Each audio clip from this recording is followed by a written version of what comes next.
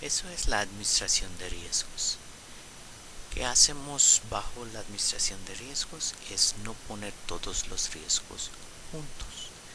Vimos un ejemplo de un avión que estrelló, que mató el equipo entero de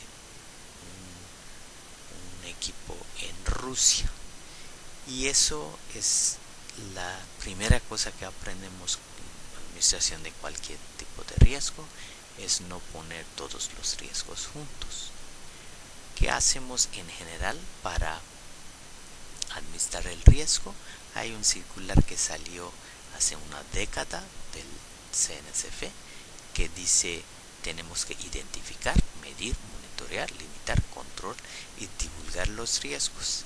Eso suena algo muy fácil, pero en realidad no es. Por ejemplo, la identificación en sí misma puede ser algo muy complicado. La idea es inculcar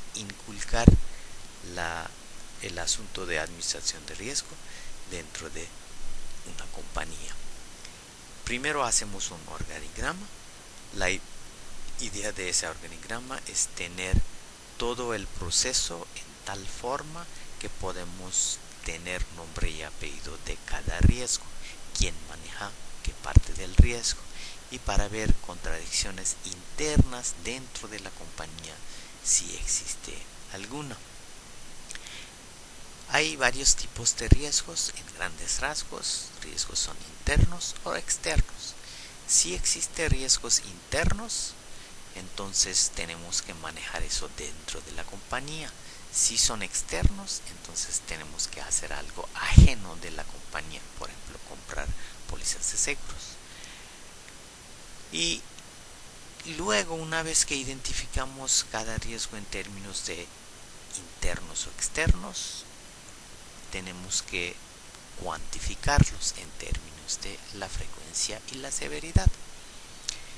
Eso otra vez algo suena muy fácil, pero en realidad no es, porque a veces es difícil de medir algunas cosas correctamente. ¿Qué tipo de riesgos hay dentro de la compañía de seguros? Son riesgos de crédito o riesgo legal. Esas son cosas primeras y que existe también en los bancos. Luego viene riesgo de liquidez, que también viene en un banco, y la intensidad de estos riesgos no son iguales en cualquier compañía financiera. Eso varía mucho sobre qué tipo de compañía es. Hay otro que se llama el riesgo del mercado y el riesgo operativo. Hemos hablado sobre el riesgo operativo en las láminas anteriores. Hay un comité, o debe de existir un comité, que tiene que manejar todos los riesgos en una forma integral. ¿Qué significa manejo de riesgo en una forma integral? Significa que tenemos que tomar en cuenta qué está pasando en una parte de la compañía y qué impacto tiene en otra parte de la compañía. Eso debe de ser en una forma integrada. Y luego hacemos una forma de frecuencia y severidad de cada riesgo y hacemos una matriz donde tenemos que poner cada riesgo en un formato correcto. Vamos a ver un ejemplo de la emisión de pólizas individuales. Y aquí el chiste es que identificar en el momento cuando emitimos una póliza, no necesariamente la póliza tiene vigencia. Tiene que pasar sobre varios filtros antes que llegue en punto donde la compañía dice que sí, eso sí aceptamos como una póliza. Y luego, con varios riesgos que vimos en las láminas anteriores, decidimos qué tipo de riesgos son y luego medir la intensidad o severidad y frecuencia de cada uno de los riesgos.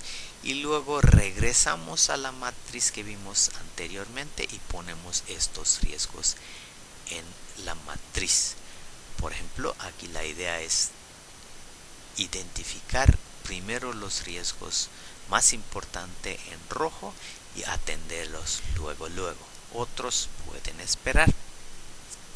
Como explicamos, eso es un proceso dinámico.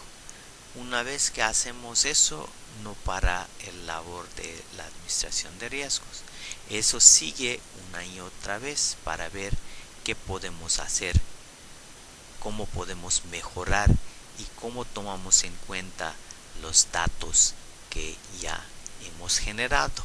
Entonces, todo eso significa que tenemos que manejar los riesgos a largo plazo.